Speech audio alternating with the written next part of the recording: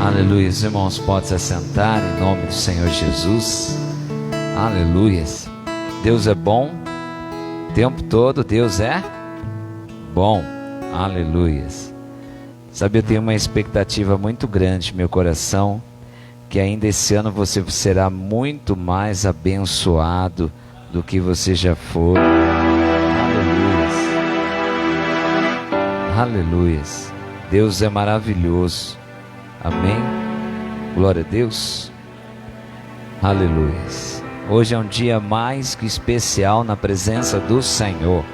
Quantos estão felizes de estar na casa do Senhor? Digam glória a Deus. Aleluia.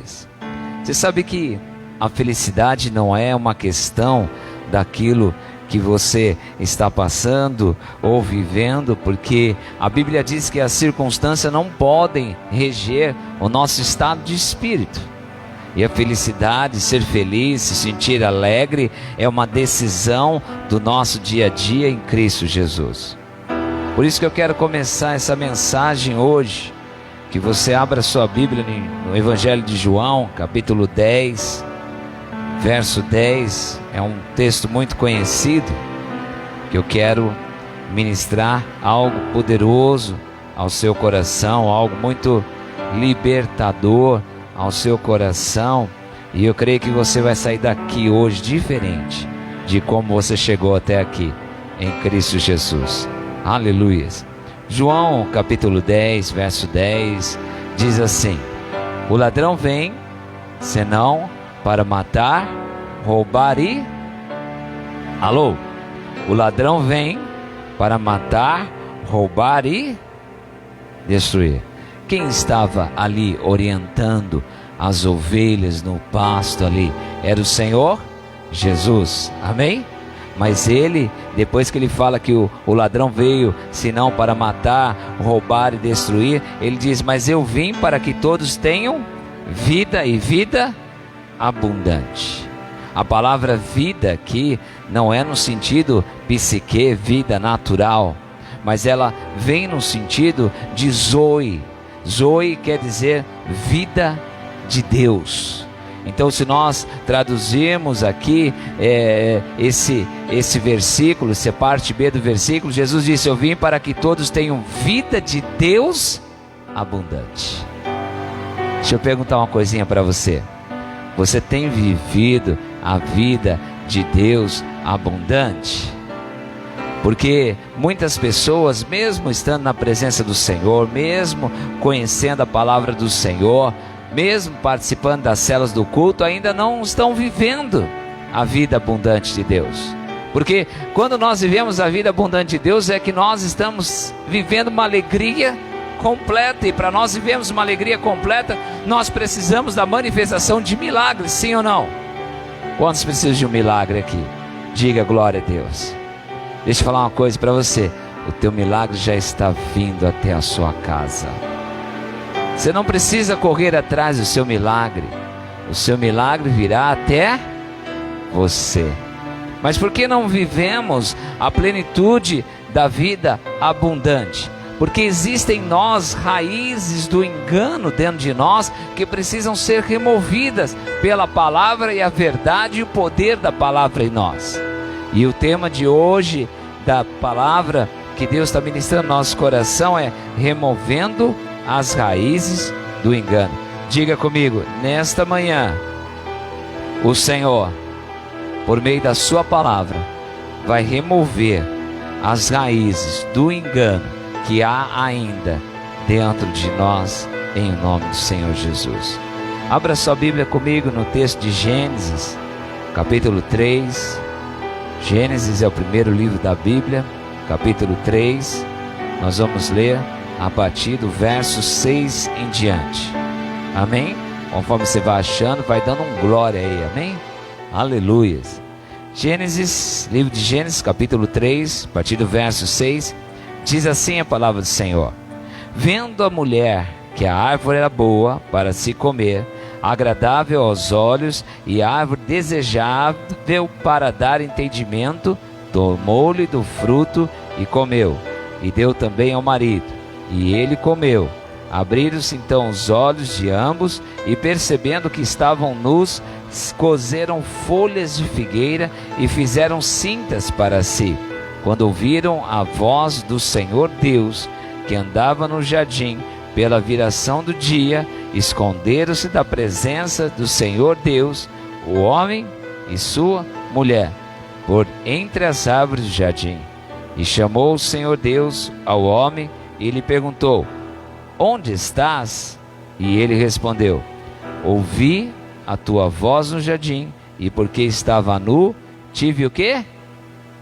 Medo, e me escondi. Sabe, as raízes do engano que há dentro de nós, é aquilo que faz nós se escondermos da presença gloriosa do Senhor. Olha que interessante, aqui a palavra está dizendo a respeito de Adão e Eva que viu que o fruto era bom da árvore do conhecimento do bem e do mal, foi lá e comeu. E aí teve morte espiritual. Eles achavam que era uma morte física, mas morreram espiritualmente. E aí, quando eles comeram da árvore do conhecimento do bem e do mal, eles começaram a olhar para eles e deixaram de olhar para o Senhor.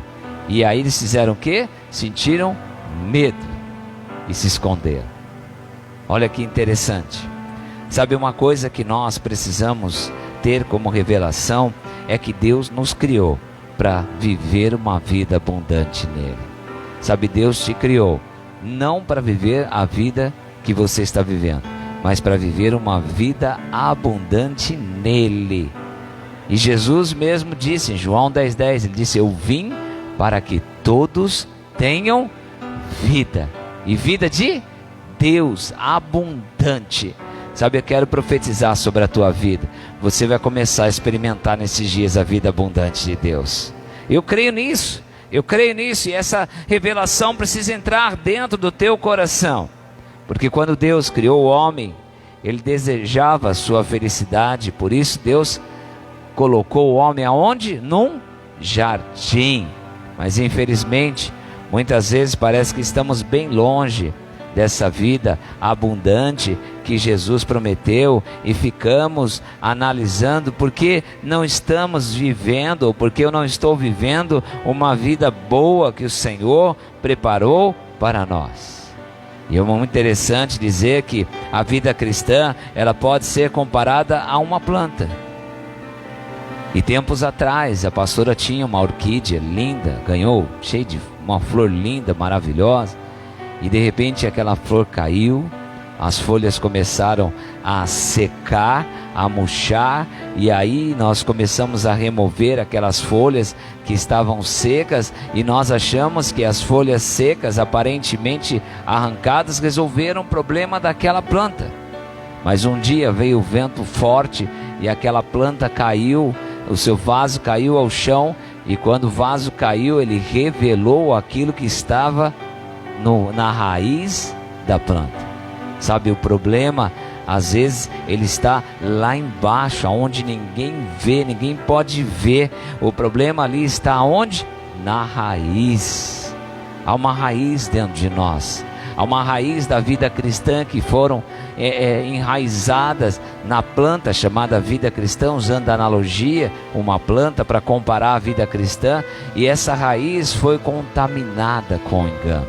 Diga comigo assim: eu creio que a raiz da minha vida cristã hoje vai ser abençoada em nome do Senhor Jesus, vai ser curada em nome do Senhor Jesus. E quando percebemos ali que nós estamos vivendo uma vida abundante no Senhor, nós entristecemos o nosso coração. Isso nos faz paralisar, desanimar. Mas quando nós entendemos que a doença, ela está na raiz ali, a maior parte dos nossos problemas, eles se encontram na raiz da nossa vida cristã.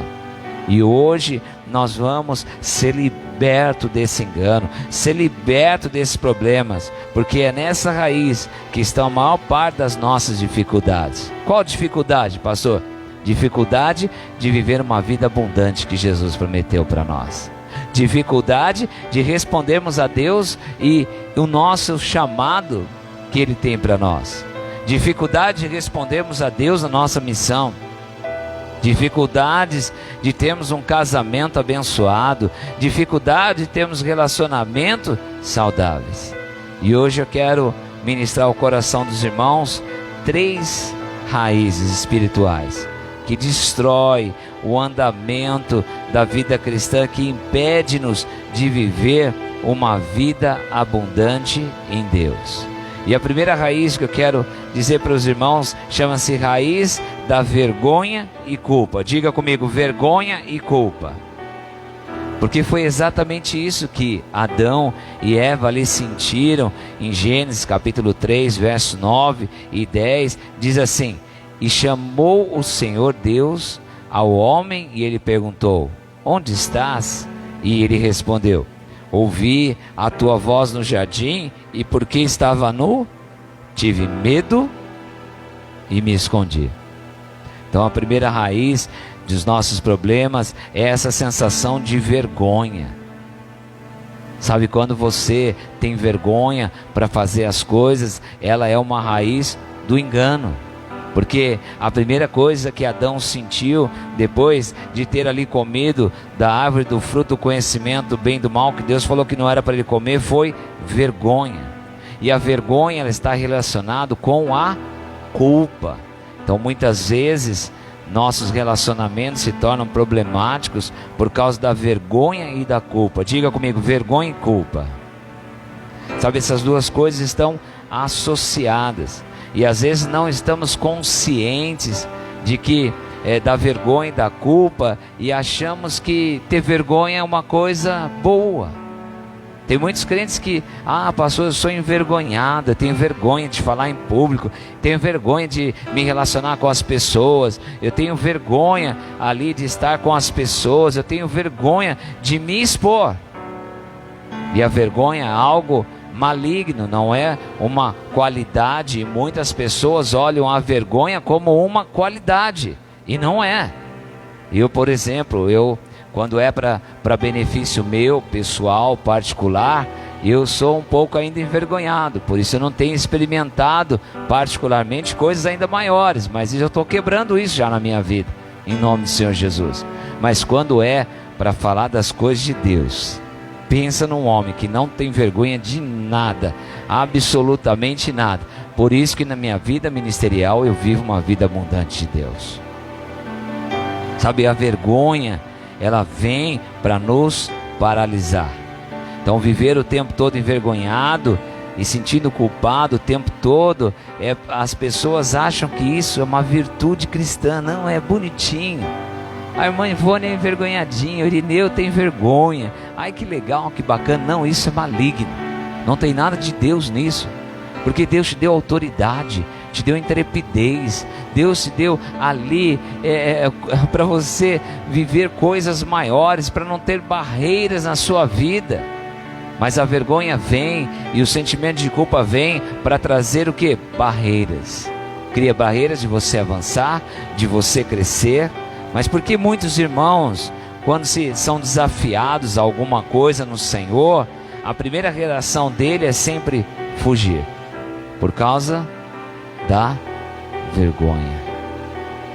Quando Deus te desafia para alguma coisa, quando Deus te desafia para você fazer visita, quando Deus te desafia para você abrir uma célula, quando você está no ponto de ônibus, Deus desafia você para falar do amor dele para quem está do seu lado ali, sabe? Por que você foge desses desafios? Por causa da vergonha. Vamos fazer uma visita lá para o José. Não, pastor, eu tenho vergonha. E o José acaba sendo privado de receber o amor de Deus em você, de ser um canal de bênção na vida, pela vida do Senhor em você.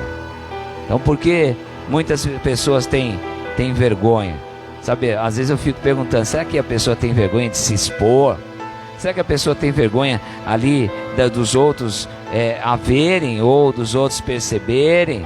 Sabe, mas não é essa a questão.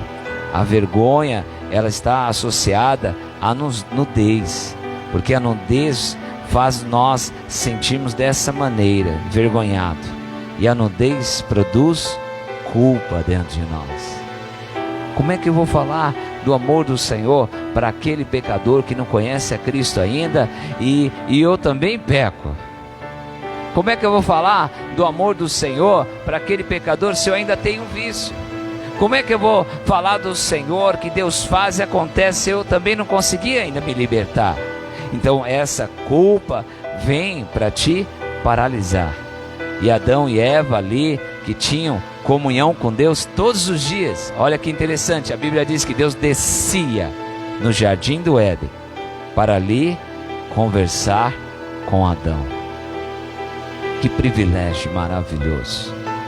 Mas a partir daquele momento, quando Adão percebeu que estava nu, é porque ele começou a olhar para ele mesmo. E esse é um dos problemas, a introspecção. A introspecção é quando você começa a se autoavaliar. Sabe, nós não fomos chamados para ficar olhando para nós. Nós fomos chamados para fixar os nossos olhos no Senhor Jesus. Ele é o autor e consumador da nossa fé. É por meio dele que Deus nos abençoou. É por meio dele que os céus estão abertos sobre nós. É por meio deles que fomos resgatados do inferno e transportados para o reino da luz do Senhor Jesus. É por meio dele que nós somos curados. É por meio dele que toda a maldição foi quebrada na nossa vida. É por meio dele que nós temos a salvação eterna. É por meio dele que nós vencemos já todas as coisas. É por meio do Senhor Jesus. Mas uma coisa óbvia para nós hoje é que a culpa, ela sempre procede do pecado. Talvez você esteja perguntando assim: pastor, é o pecado que gera culpa? Não, o que gera culpa é a lei. E somente a culpa onde há lei. Então quanto mais a pessoa é legalista, ela começa a se encher de culpa. Por quê? Porque ela não consegue cumprir a lei. E quando ela não consegue cumprir a lei, ela começa ali se encher de vergonha. Ela começa ali dizer e pensar sobre si mesmo que não é digno de entrar mais na presença do Senhor, que não tem capacidade de ser mais usado pelo Senhor. Então, quando nós somos ali legalista, e legalista é aquele que acha que por mérito próprio ele vai agradar a Deus. Então é como se você chegasse aqui hoje nesse prédio, né, e dissesse: eu vou orar antes do culto, porque eu quero durante o culto agradar a Deus. E de repente num culto qualquer você chega correndo, já chega atrasado no meio do louvor, não dá para se preparar ali o teu espírito, você chega aqui com um sentimento de culpa, porque eu não consegui orar, e se eu não orei, eu não agradei o Senhor. Porque eu não consegui me consagrar, porque se eu não me consagrei, eu não vou agradar o Senhor. E consequentemente, se eu não agradar o Senhor, eu não vou ser abençoado. Sim ou não? Não é assim que nós pensamos? É igual o exemplo do fariseu e do publicano que está lá em Lucas, capítulo 18, verso 9 em diante, que diz assim: e disse também esta parábola a uns que confiavam a si mesmo. Olha o que Jesus está dizendo. Ele está dizendo uma palavra aqui, fazendo uma parábola, contando uma história para trazer uma palavra profunda no coração daquelas pessoas. Mas ele começa a dizer assim, essa parábola: e disse também esta parábola a uns que confiavam em quem? Em si mesmo. Nós estamos vivendo um tempo, o que nós mais ouvimos é que você precisa confiar em si mesmo. Olha que coisa maligna. E ele continua dizendo: crendo que eram justos e desprezavam os outros. 2 homens subiu ao templo a orar, um fariseu, o outro publicano. O fariseu, estando em pé, orava consigo desta maneira: ó Deus, graças te dou, porque não sou como os demais homens, roubadores, injustos e adúlteros, nem ainda como esse publicano. Jejuo 2 vezes na semana e dou o dízimo de tudo quanto possuo. O publicano, porém, estando em pé de longe, nem ainda queria levantar os olhos aos céus, mas batia no peito, dizendo: ó Deus, tem misericórdia de mim, pecador. Qual dos dois foram justificados? O primeiro que Estava debaixo de justiça própria. Tenho guardado seus mandamentos, tenho feito tudo que o Senhor manda, não tenho roubado, não tenho feito injustiça, eu sou santo. Autoavaliação, olhando para si mesmo, enquanto o outro, ele olhava para o Senhor. Sabe, o legalista é aquele que acha que Deus só abençoa porque ele é quem ele é. Então, o legalista é aquele cheio de justiça própria. O cheio de justiça própria, ele fica igual a Asaf: Senhor, tenho dado dízimo, tenho guardado seus mandamentos, tenho ido nos cultos, tenho ido nas células, tenho lido a sua palavra todo dia, mas por que o outro é abençoado e eu não? O que ele está dizendo para o Senhor? Que ele merece mais que o outro. Isso é viver debaixo da lei. Mas muitos podem indagar: pastor, se a base da culpa é a lei, por que Adão e Eva se sentiram culpados se a lei de Moisés ainda não tinha lá no Jardim do Éden existido? Isso é uma verdade. No Jardim do Éden não tinha lei de Moisés. Moisés veio depois, mas tinha uma lei apenas. Qual era a lei que o Senhor colocou para Adão e Eva? Que eles não podiam comer do fruto da árvore do conhecimento do bem e do mal. O Senhor disse para ele: de toda a árvore do jardim comerás, menos a árvore do conhecimento do bem e do mal. Sabe, isso nos ensina nessa manhã uma coisa: só existe tentação aonde há lei. Porque Adão e Eva só foi tentado comer do fruto do conhecimento do bem e do mal, porque Deus colocou uma lei para eles não comerem. E ali onde não existe proibição, também não existe tentação nenhuma. Fala para quem está do seu lado assim: a lei, ela gera morte. A graça, ela gera vida de Deus. Sabe, onde há lei, o diabo tem espaço para te tentar. Então o diabo sempre, ele vai usar a lei para tentar você, e depois ele vai usar a lei também para culpar você. Tá vendo? Pecador, miserável, você não orou hoje, então Deus não vai te abençoar. Olha o que ele está criando dentro da raiz da vida cristã, fazendo você entender que tudo que você recebe de Deus é por seu merecimento próprio. Então o Irineu veio comigo, servindo a Deus, está louvando. Não, agora eu vou ser abençoado porque eu estou louvando. Isso é justiça própria, viver debaixo da lei. E o diabo vai tentá-lo, porque o dia que ele não puder vir, ele vai se sentir culpado, vai se sentir acusado. E qual é o problema então, pastor, da lei? A lei é ruim? Não, a lei é boa. A lei de Deus, ela é perfeita, ela é a palavra de Deus. Não existe nada de errado com a lei, mas a lei é só o espelho. Vou dar um exemplo para você.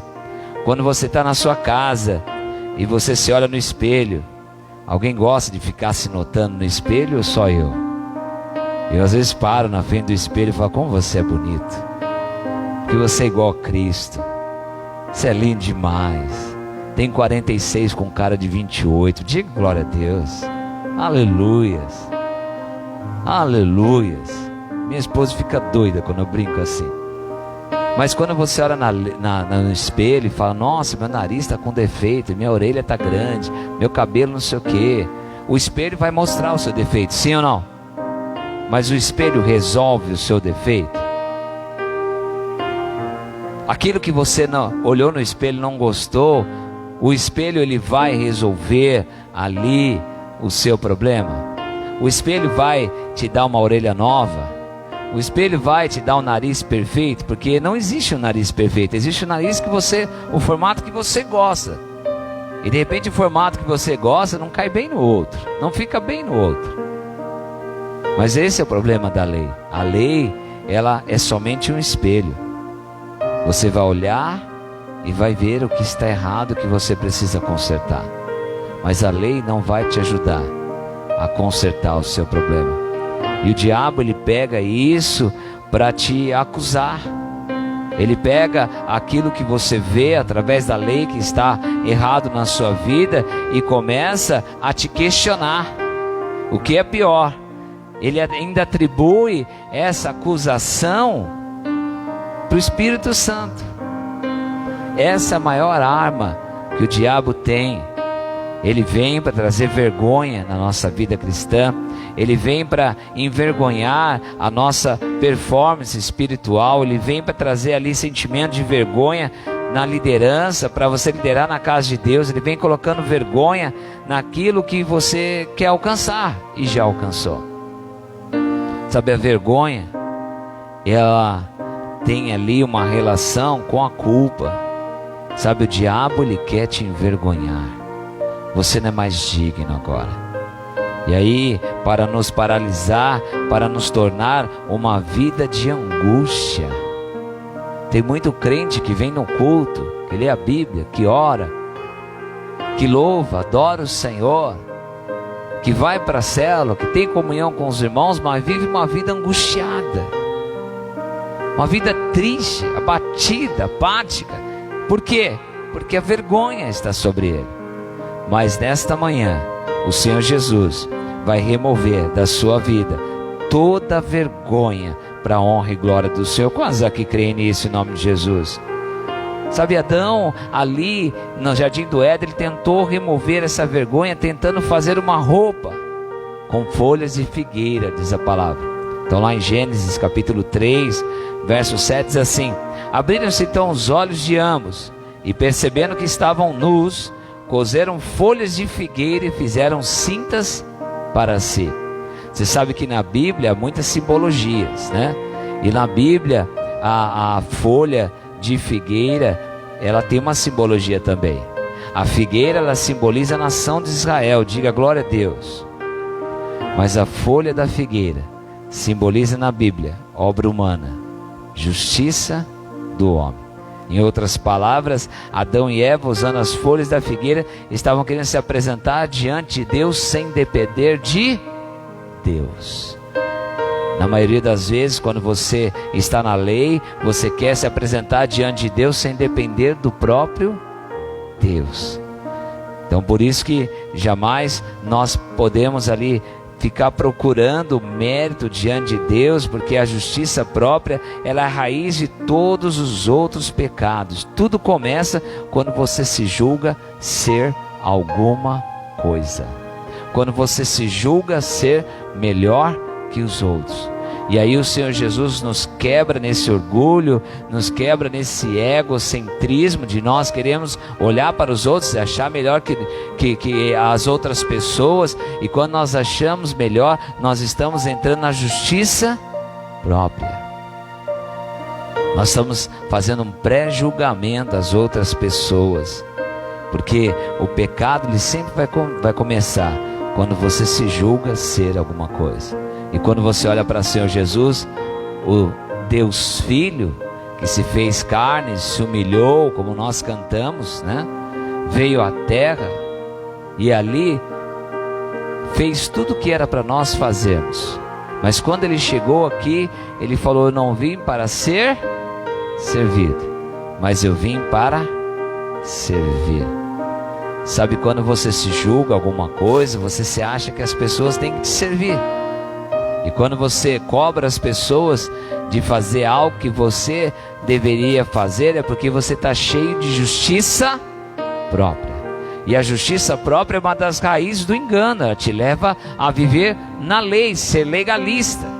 Eu conheço muitas pessoas que falam: hoje eu estou na graça, eu aprendi sobre a graça, estou na graça, mas estão cheias ainda de justiça própria, cheias de si, se achando que é algo maior que os outros. E quando você se acha maior que os outros, você está cheio de justiça própria.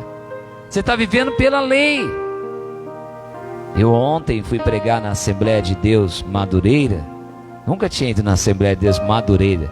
Já fui no Ministério Castiçal, em outros, mas a Madureira eu fui ontem, foi uma bênção. E eu gosto desse jeito que Deus me faz, nessa simplicidade. Eu falo para Ele: Deus, eu sei que o Senhor tem algo grandioso, mas me conserve nessa humildade, chamada graça. E eu cheguei lá, os irmãos me receberam muito bem, fui muito bem recebido, para a honra e glória do Senhor. E eu disse assim: o que eu posso te servir?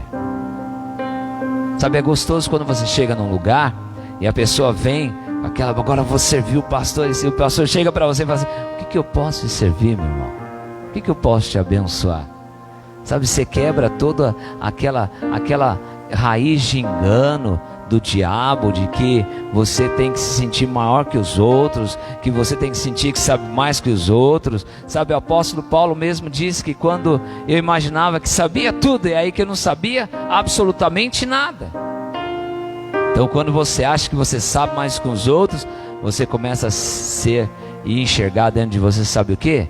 Justiça própria. Eita, glória a Deus. E lá em Gênesis capítulo 3, verso 21, depois que Adão ali tinha se vestido de folhas de figueira, olha o que aconteceu aqui. Gênesis 3, 21 diz assim: fez o Senhor Deus vestimentas de peles para Adão e a sua mulher, e os vestiu. Sabe, aqui na Bíblia não fala que tipo de animal que ele fez a pele para cobrir Adão e Eva, mas provavelmente era de cordeiro, simbolizando o quê? Cristo. Quem é o cordeiro de Deus que tira o pecado do mundo? É Cristo. Olha que interessante, Deus tinha visto que Adão e Eva tinham pecado, que tinham olhado para si, que estavam com vergonha e medo, cheio de culpa, e Deus vai lá trabalhar nos bastidores sem ele saber. Matou um animal, provavelmente um cordeiro, imolou, pegou a sua pele e fez vestes para cobrir a nudez do pecado que o pecado trouxe na vida de Adão e Eva. Então a Bíblia ela nos fala lá no livro de Hebreus que o cordeiro pascual foi imolado antes da fundação do mundo.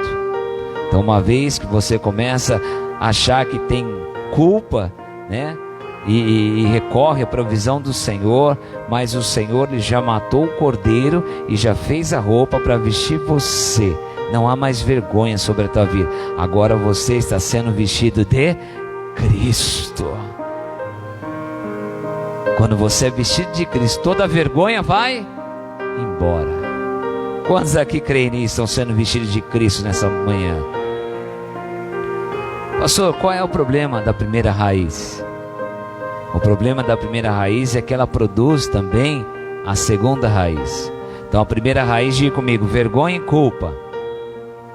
A segunda raiz é o medo. Nós vivemos uma geração que tem medo de quase tudo. Sim ou não? Olha que interessante.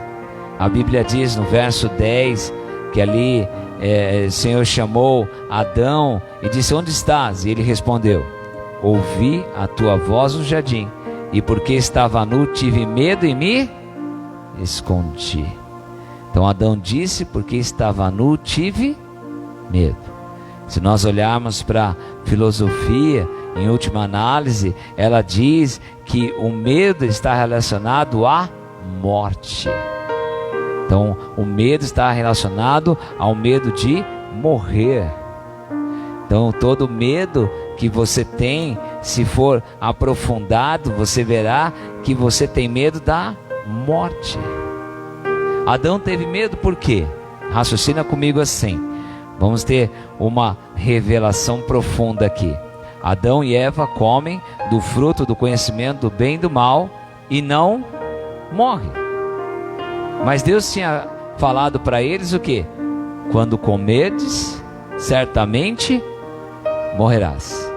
Qual era o pensamento de Adão? Comi a fruta, não morri. Quem é que vai me matar? Alô? Se a fruta não matou, Adão pensou que quem ia matar? Deus. E aí quando ele ouviu a voz de Deus, ele falou: agora ele vai me matar. O que ele fez? Ele se escondeu. Por isso que ele falou: tive medo. Medo. Ele teve medo de Deus. Tem muitas pessoas que têm medo de Deus. Tem muitas pessoas que não se afirmam no Senhor, que tem medo de Deus expor o problema, medo de Deus expor toda a culpa, medo de Deus expor ali o que a pessoa está fazendo de errado. Tem muita gente que não consegue servir a Deus por causa do medo. E Adão achou um negócio desse, porque Deus havia dito: se comer da árvore do fruto, certamente morreria. Mas Deus não falou concernente à vida natural, morte natural. Deus falou concernente à vida espiritual. E Adão achou que era vida natural. Deus vai te matar, Adão, já que você não comeu e não morreu, a fruta não era venenosa, você não morreu, agora você vai, o próprio Deus vai te matar. Sabe, Deus é bondoso demais. Deus é tão bondoso ali, que mesmo sabendo que Adão desobedeceu ali aquilo que ele havia orientado, Deus já estava preparando tudo para cobrir Adão, cobrir a sua vergonha, cobrir a sua culpa, vestido de quê? De Cristo, porque Cristo é o justo, Ele foi justificado, e nós somos justificados nele. Aleluias, aleluias. Por isso que quando Adão ouve a voz do Senhor, ele corre de Deus, e é isso que as pessoas fazem o tempo todo. Elas correm de Deus, elas têm medo de Deus. Essa é a segunda raiz. A primeira nós já falamos sobre a vergonha e a culpa. Infelizmente, a vida de muitos é cheia de medo. Ah, mas e se o Covid? Ah, mas e se a polícia? Ah, mas e se o irmão? É medo. Medo do quê? Medo do futuro. Por que você tem medo do futuro? Você tem medo do futuro porque você não quer deixar Deus cuidar da tua vida amanhã. Você tem medo de que Deus vai fazer com você amanhã. Pelo amor de Deus. Como é que pode viver uma vida com medo daquilo que o Criador vai fazer? E aquilo que o Criador quer fazer conosco é bom, agradável e perfeito. É nos abençoar. Sabe, o medo, tem gente que tem medo de ficar doente. Não vou na igreja, porque tenho medo de ficar doente. Por que você tem medo? Você tem medo que Deus não vai te curar. O medo de ficar doente é o medo de que Deus não vai te curar. Tem gente que tem medo de ficar pobre. Por que você... Aí você acaba achando que Deus não vai suprir as suas necessidades. Sabe, eu não estou trabalhando. E não vou trabalhar mais secularmente, em nome do Senhor Jesus. Fui teimoso, sofri o dano. Mas Deus tem suprido todas as coisas abundantemente. Eu olho para minha esposa e falo: amor. Esses dias eu olhei para ela assim, falei: amor, vem cá, olha aqui. Ela veio e falou: que isso, amor? Falei: olha aqui que Deus está mandando. Abundantemente. Fala para a pessoa que está ao seu lado assim: Deus vai suprir as suas necessidades abundantemente, em o nome do Senhor Jesus. Sabe, tem gente que tem medo de liderar. Por que você tem medo de liderar? Ah, tenho medo de Deus me largar na mão e de me desqualificar diante dos outros, de alguém fazer uma pergunta, eu não souber responder. E eu sempre ensino, não tem resposta naquela hora, seja humilde. Esses dias eu fiz isso, a irmã perguntou para mim assim: pastor, quem são os 24 anciãos? Eu falei: irmã, agora eu não tenho essa resposta. Eu vou anotar aqui, na próxima aula eu venho e trago um estudo para você sobre isso. Sabe, chama-se humildade.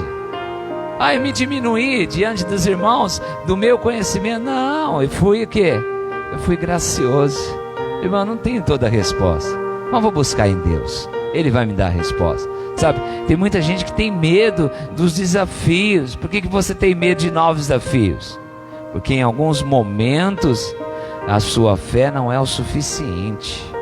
Você acha que a sua fé não é suficiente e Deus vai te deixar ali na mão. Deixa eu falar uma coisa para você: a sua vida só não está pior porque Deus está te segurando, sustentando. Se Ele que pode fazer muito mais, infinitamente mais daquilo que pedimos ou pensamos, o que Ele não fará por você? Deus está esperando o momento de você entender que há muito engano dentro da sua raiz, que Ele quer te dar uma vida abundante. Ele está te fazendo entender tudo isso porque Ele quer te levar a lugares maiores. Porque eu creio e profetizo: Grandes coisas estão vindo sobre a tua vida em nome do Senhor Jesus. Sabe, qualquer coisa que expõe a nossa vida a depender de Deus, aqueles que estão ali como Adão, eles ficam cheios de medo. Deixa eu fazer uma pergunta para você. Sabe por que nós não temos mais líderes de célula entre nós? Alô? Sabe por quê? Não é porque os irmãos são preguiçosos, não. Não é porque o povo não quer servir a Deus. O problema é que temos medo de confiar plenamente em Deus. Sabe por que sua vida não avança mais do que deveria? E Deus sonha com isso e levar você a viver coisas maiores do que você está vivendo hoje. Sabe por que isso não acontece? Porque Ele não está na direção da sua vida 100% ainda. Você ainda acha que você pode, você faz, você acontece, e se você não fizer, nada vai acontecer. Enquanto nós pensamos assim, nós vivemos pela lei e não dependendo de Deus, nós não estamos debaixo da graça. Fala para quem está do seu lado assim: você vai sair da lei hoje e vai entrar na graça do Senhor, em nome de Jesus. Aleluia. Sabe, tem crente que acha que tem algo errado com ele, e por ele viver sem tem algo errado por ele viver sem medo. Mas pelo contrário, Deus quer te dar uma vida totalmente sem medo. Sabe, esse dia eu estava pensando, porque até tempos atrás eu morria de medo de aranha, de cobra e de escorpião. Tem gente que tem medo de coisa aqui também? Aleluia, glória a Deus. E um dia eu lendo a palavra: eis que vos dou autoridade sobre serpentes e... Falei, rapaz, se Deus me deu autoridade, aranha nenhuma vai chegar perto de mim. Eu comando agora, tenho autoridade, sou chefe delas. Falei, agora não tenho mais medo de aranha não. Falei, ué, por que eu tive medo de aranha a vida toda? Se Deus me deu autoridade, nenhum escorpião vai chegar perto de mim. Agora eu sou o chefe dele. Posso ordenar para que ele não chegue? Sim ou não? Aí eu falei, meu Deus, se Deus me deu autoridade, a cobra não pode me picar, nem chegar perto de mim, sou o chefe dela. Sim ou não? E todo medo foi embora. E eu creio que nesta manhã todos os seus medos vão embora em nome do Senhor Jesus. Sabe, o medo, ele aparece de muitas formas na nossa vida. Às vezes ele aparece na forma de ansiedade. O que é ansiedade? É o medo daquilo que você espera que não aconteça, aconteça. A pessoa fica ansiosa, então ela quer uma bênção, mas e se não acontecer? Ela não fica ansiosa para receber a bênção, ela fica ansiosa com medo da bênção não acontecer. O medo da bênção não acontecer e você ficar na mão, ficar pior do que está, é isso que gera ansiedade. Sabe, o medo também vem em forma de angústia. O medo também vem em forma de depressão. O medo, ele gera depressão. O medo deixa você estressado. Tem alguém estressado aí? Alô? Isso é o medo. O medo te estressa. Medo das pessoas não responderem. Medo das coisas não acontecer. Medo, se você não fizer, não acontece. Medo que as pessoas façam errado como você não pediu. É o medo. E isso gera o quê? Estresse. Alô, tem alguém estressado aí? Sabe, mas a vontade de Deus é que você se sinta em paz o tempo todo. Sabe a paz que excede todo entendimento? Está chovendo, pé d'água, tem uma goteirinha, você está, não, fica tranquila. Hora que passar a chuva, telhado secar, eu subo lá e arrumo e está tudo certo. Mas tem pessoas, não, vamos pôr bacia, vamos pôr não sei o que, não, porque vai molhar, vai fazer, levanta tudo, vai que enche aqui dentro, tá só gotejando, ela vai falar que vai virar uma enxurrada dentro de casa. Sabe, isso é estresse, é um medo excessivo. Medo da casa inundar, medo das coisas fugir ao controle. Deixa eu falar uma coisa para você. Enquanto você quiser controlar algo na sua vida, Deus não pode abençoar essa área. Porque é necessário que percamos o controle para que Ele tenha o controle. Enquanto você acha que, não, porque sou eu, porque se não sou eu nessa casa aqui, a casa não vai, não prospera, não guarda dinheiro, não avança, não vai guardar dinheiro, não vai avançar, porque você está no controle. Deixa eu falar uma coisa para você. Eu hoje vivo com uma paz tão grande. Minha esposa olhar para mim e falar assim: amor, eu falei, já deu tudo certo. Amor, eu estou preocupado com a cirurgia, que é normal, ela fazer cirurgia. Eu falei, amor, estou em paz, porque já deu tudo certo, já estou vendo você chegar do hospital, e nada daquilo que falaram que vai ter reações, vai ter isso, você não vai ter nada, porque você é especial para Deus. E ela já emagreceu 13 quilos, aleluias, está toda feliz lá, está tirando foto antes e depois, tá? Sabe, em paz, está indo para uma cirurgia em paz. Ela falou para mim esses dias, mas não conta nada para ela. Ela falou assim: amor, você vai estar comigo lá na cirurgia, né? Falei, amor, eu vou chegar com você e só vou sair de lá a hora que terminar a cirurgia. Não importa a hora que seja, eu vou lanchar lá, vou ficar lá, vou acampar lá, e a hora que terminar essa cirurgia eu vou embora. Mas sabe que eu não vou ficar preocupado lá, porque eu já sei a notícia que eu vou receber do médico, que foi tudo bem e que agora você está descansando. Sabe, é essa convicção que nós precisamos ter e que Deus quer nos dar, que o diabo quer tirar de nós. Então tudo isso vem para nós ali tirar a nossa paz. Sabe, a vida cristã, entenda uma coisa, a vida cristã não é você descobrir o quanto você ama a Deus. A vida cristã é você descobrir o quanto você é amado por Deus. Sabe, tem muita gente que vive a vida inteira se esforçando para amar mais a Deus, quando na verdade nós deveríamos se esforçar mais para nós entendermos e termos revelação do quanto nós somos amados por Deus.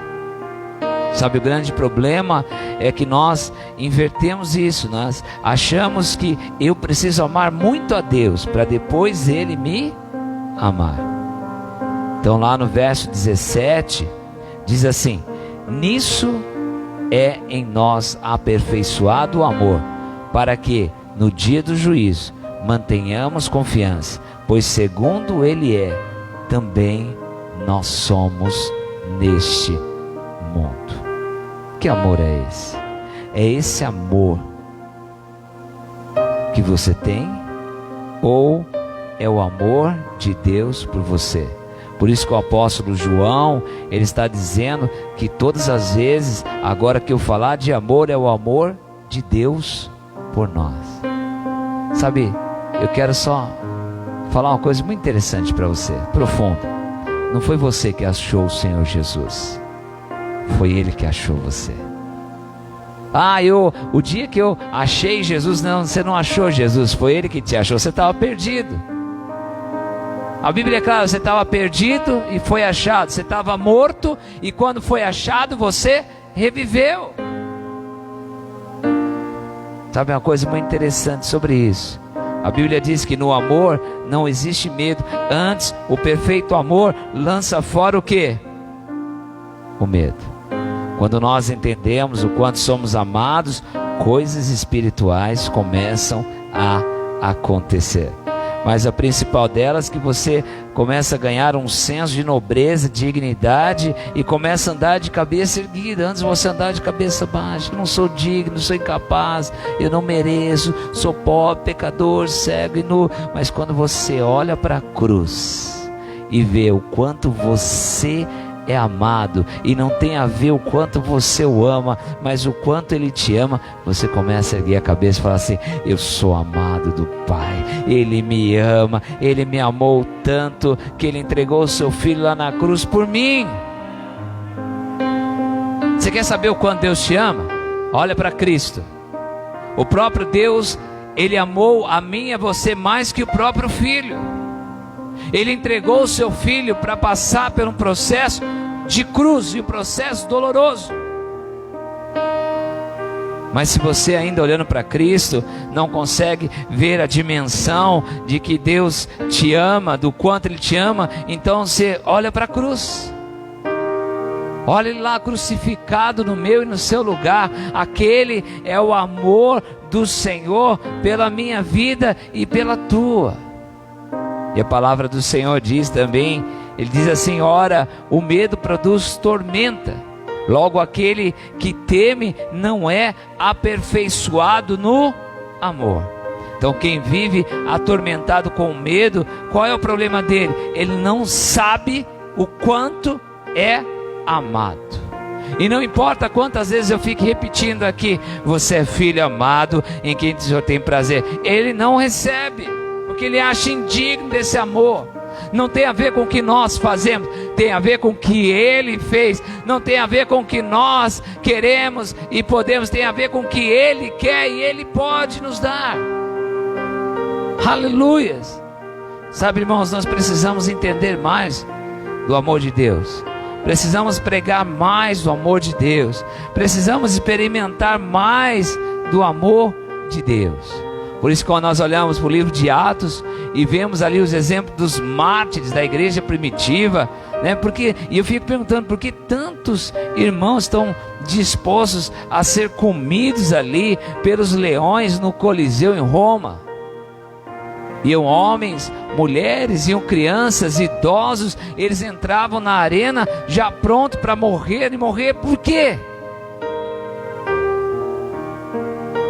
E quando você olha para Atenas, a história diz que a quantidade de sangue que tinha lá subia no começo da canela, cobria os pés.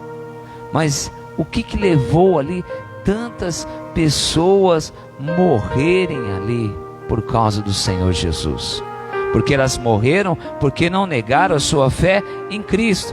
Será que foi por causa de uma doutrina ou por causa de uma visão? Não, eles morreram porque experimentaram alguma coisa. Eles viram alguma coisa maior do que a vida deles tinham para oferecer. Sabe o que eles viram? O quanto eles eram amados pelo Senhor. E aí, quando eles entraram, por não negar a sua fé, naquele coliseu ali, eles diziam assim: eu sou tão amado, Ele me ama tanto, que eu poderiam fazer o que quiser comigo, porque eu já estou cheio desse amor. Sabe, esse amor não me larga mais. Não sou eu que me agarrei nele, mas foi Ele que se grudou a mim. E aí eles iam para onde? Para serem devorados pelos leões. E aí nós vemos lá em João, Evangelho de João, capítulo 11, verso 25, a parte B, diz assim: aquele que crê em mim, ainda que morra, viverá. Ainda que morra, viverá eternamente. Eles diziam assim: não importa se os leões vão nos comer, ainda que eu morra, eu vou viver com Ele eternamente. Sabe qual é o único mandamento que o Senhor Jesus nos ensina na nova aliança? Em 1 João capítulo 4 verso 19 diz assim, primeira carta a João: nós amamos porque Ele nos amou primeiro. Diga comigo assim: eu amo o Senhor porque Ele me amou primeiro. Sabe, na velha aliança nós temos lá 10 mandamentos, mas na nova aliança não existe os 10 mandamentos. Só existe aquele mandamento que Jesus disse. Ele diz: um novo mandamento vos dou, que vós ameis uns aos outros, assim como eu vos amei. Como é que eu devo amar o meu irmão que está do meu lado? Como ele me amou. Como eu sou amado, eu devo amar também aos nossos irmãos. Então, quanto mais você é amado, mais você ama. Então, quanto mais você se sente amado, mais você vai amar as pessoas. Quem se sente aceito, vai aceitar também. Agora, se você sente o tempo todo condenado, vive condenado também diante dos outros.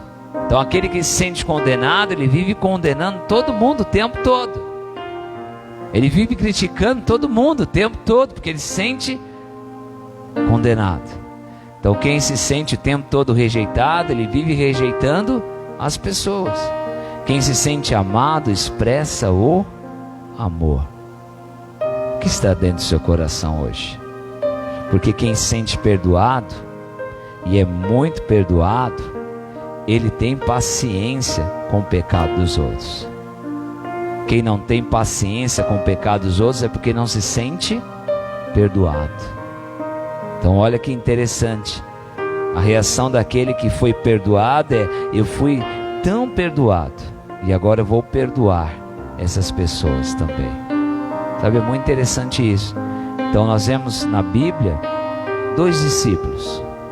Um dizia que amava Jesus e o outro dizia: eu sou amado por Jesus. Nós temos 2 discípulos aqui, Pedro e João. Pedro diz: Senhor, eu te amo tanto que se o Senhor for para a morte eu vou junto. Aí o outro dizia assim: Senhor, eu sinto tanto esse amor do Senhor por mim. Esses são os 2 princípios da nossa vida. Um é a lei e o outro é a graça. Então Pedro é um símbolo da lei, pois ele quer fazer as coisas para Deus com toda a sua força. E ainda diz: por ti, Jesus, eu sou capaz de morrer. E mais, te amo mais do que tudo. E aí você vê João, que simboliza a graça, e ele diz: sou eu aquele que ele ama, eu sou aquele quem ele escolheu, eu sou aquele a quem ele sustenta. E no final você vê das 2 vidas cristãs, você vê que aquele que dizia que amava o Senhor, ele negou o Senhor 3 vezes. No momento da crucificação, aquele que dizia: eu vou até a morte com o Senhor porque eu te amo demais.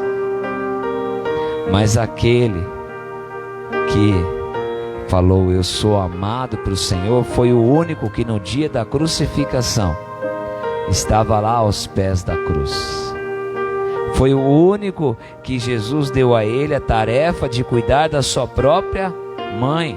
O interessante é que Jesus na cruz, ele estava preocupado com a sua família ainda. Mas a quem ele confiou a sua família? A João. Porque João foi até o fim. Sabe quem vai até o fim? Aquele que sabe o quanto que ele é amado. Aleluia, glória a Deus. Sabe, nós deveríamos esforçar mais para entender o quanto somos amados. No Velho Testamento, amar a Deus era um mandamento. No Novo Testamento, amar a Deus é uma consequência de quem entendeu o amor de Deus. Sabe, você só vai entender o quanto você é amado quando entender o quanto o Pai ama a Cristo. Quando você entender o quanto Deus Pai ama Deus Filho, e aí você vai entender o quanto você é amado. Porque a hora que você entender o amor do Pai para o Filho, você vai ver que ele tinha um amor grandioso pelo Filho. Mas ele não negou aquele amor. Ele pegou aquele amor e colocou lá na cruz, para morrer por mim e por você. Isso só significa que ele nos ama mais do que ele ama o Filho dele, Jesus. Sabe, você é muito amado, e quando você entende isso, o medo vai embora, porque o amor dele em você é aperfeiçoado. Quando isso acontece, você não tem mais medo, não tem como ficar mais assustado diante da circunstância, não tem mais por que ter receios do diabo, não tem mais que ter receio de coisa alguma, porque eu sei que sou amado. Quantos aqui se sente amado pelo Senhor? Aleluia, glória a Deus. E a terceira e última raiz que traz em nós a paralisação, para nós não vivermos a vida abundante de Deus chama-se condenação. Então lá, vergonha, culpa, medo e condenação.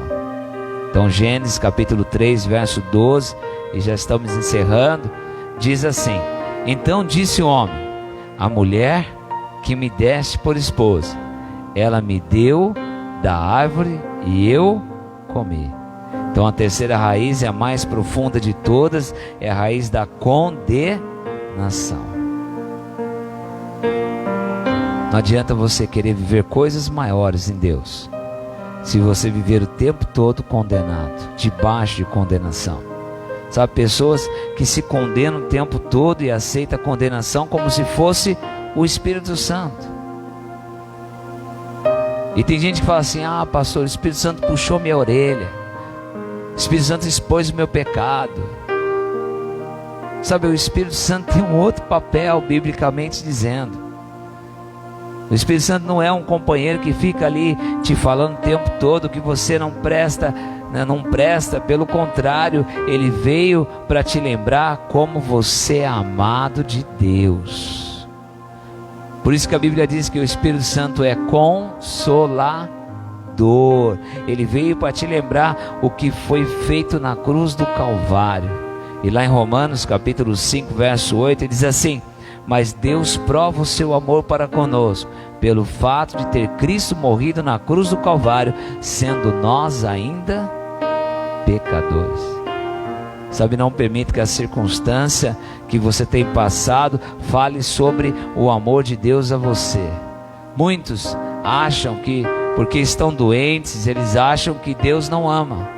Não, Deus não me ama, por isso que eu estou doente. Sabe, tem muita gente que vê a outra pessoa doente, ela começa a acusar e fala assim: pecador, Deus está te castigando com essa doença porque você peca. Sim ou não? Muitas pessoas falam isso. E tem muita gente que não tem essa sabedoria, e aí quando está no culto vê o outro chorando, acha que o outro está em pecado. Uma vez eu tive um problema desse. Uma irmã começou a chorar, outra irmã veio do lado, abraçou ela e começou a orar alto, e estava perto, eu vi.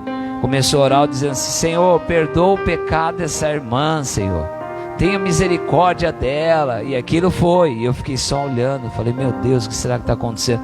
Chegou no final do culto, a irmãzinha que estava chorando veio e falou assim: pastor, posso falar com o senhor? Falei: claro, filha, pode falar. Eu não estava chorando porque estava em pecado, eu estava chorando porque eu senti o amor de Deus por mim.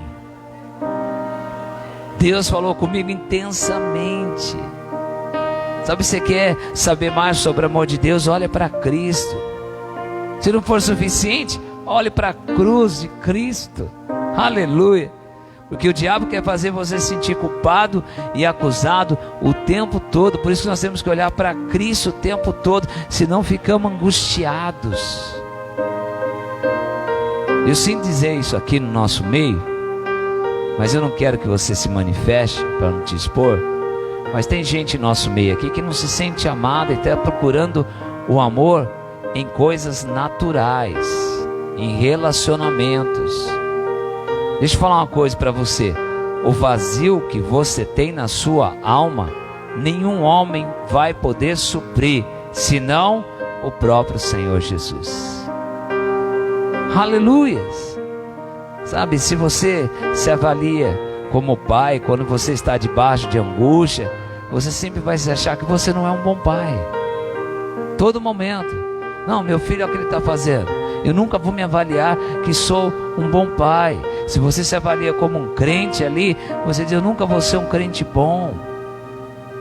Se você se avalia como líder, você sempre vai falar que você é um mau líder. E essas avaliações todas, nós ficamos pensando que vem de Deus para melhorar, mas não é, são todas malignas para você se sentir acusado, se sentir mal. É igual João capítulo 9, quando a Bíblia fala sobre o jovem cego, aquele que estava à beira do caminho, e aí os discípulos olham aquele jovem cego que veio até Jesus, e ele fala assim: Senhor, quem pecou? Quem é o responsável por isso? Porque aquela enfermidade eles entendiam que era um castigo de Deus por causa de um pecado. E ele fala assim: Senhor, foi os seus pais, foi os avós, foi os vizinhos, foi o governo ou ele mesmo? Quem é o culpado? Você já reparou que estamos sempre atrás de um culpado? A igreja não está crescendo, é alguém que aqui que está em pecado. A célula não está crescendo, não multiplica, é o líder que está em pecado. Já parou que nós sempre procuramos um pecado? Não estou prosperando. É alguém dentro da casa aqui que está em pecado, está cheio de maldição. Vamos fazer libertação nele. Não é assim que a gente pensa? Sim ou não? Eu já pensei muito nisso. Mas não é, irmãos. Não é isso. Nós vivemos debaixo de uma condenação e culpando os outros, porque nós somos ensinados dessa forma, porque nós não descobrimos ainda a grandeza do amor do Senhor sobre nós. E entenda, a maior parte dos problemas em nossa relação conjugal é que nós estamos sempre culpando o outro. Não estamos prosperando. Sabe por que nós não estamos prosperando? Porque você gasta demais. Não é assim? Num casamento? Você não sabe guardar dinheiro, por isso que não prospera. Você não dá o dízimo, você não dá a oferta. E a resposta de Jesus a respeito daquele cego não foi de condenação, mas ele disse: o culpado não foi ele nem seus pais, mas esta cegueira é para que se manifeste a glória de Deus. Sabe, todos os problemas que nos sobrevêm, que é permissão de Deus, é para que a glória dele se manifeste nas nossas vidas. Se eu não tivesse pego Covid, não tivesse ido para o hospital, não tivesse passado tudo aquilo, aquele casal que estava comigo no quarto não tinha recebido a Cristo no seu coração, não tinha recebido a salvação e entendeu ali o amor de Deus sobre ele, não tinha acontecido. Sabe, Deus quer hoje manifestar a sua glória sobre a sua vida. Você não está passando essa enfermidade porque você pecou. Deus sabe que nós pecamos ainda, não somos pecadores, somos filhos amados do Senhor, amém? Pecador é aquele que ainda não conheceu a Cristo. Por isso que a Bíblia diz: quando um pecador se arrepende na terra, há festa nos céus. Por quê? Porque o reino dos céus ganhou mais um filho, mais um integrante para a família do reino dos céus. Mas nós, em processo de maturidade com Deus, nós vamos ainda escorregar no tomate. Mas agora nós não somos mais pecadores. O pecado para nós é um acidente de percurso. Então pecou, caiu, levanta, sacode a poeira, se arrepende e continua. Eu sou amado dele e ele é meu, eu sou dele e ele é meu. E continue ali caminhando com ele, porque coisas maiores você vai ver em Cristo Jesus. Sabe, a glória do Senhor vai se manifestar, porque hoje a raiz da vergonha, da culpa, do medo, da condenação na sua vida caiu por terra hoje, em nome de Jesus. Não foi você que achou Jesus, foi Ele quem te achou. E quando Ele te achou, Ele te amou de tal maneira que foi para a cruz levar as suas maldições, a sua enfermidade, e trouxe através da cruz a paz, a vitória sobre todas as circunstâncias. E lá na cruz do Calvário, pelo sangue, Ele nos redimiu de todo o pecado. Já não há mais pecado sobre a sua vida. O pecado que você cometeu, o pecado que você está cometendo, o pecado que você vai cometer, estão todos perdoados na cruz do Calvário. Há uma liberdade da glória do Senhor fluir, há um amor de Deus sobre a tua vida, a graça nos alcançou e somos favorecidos por Ele. Não é o que nós fazemos, mas é o que Ele faz por nós. Aleluia! Se põe de pé em nome do Senhor Jesus.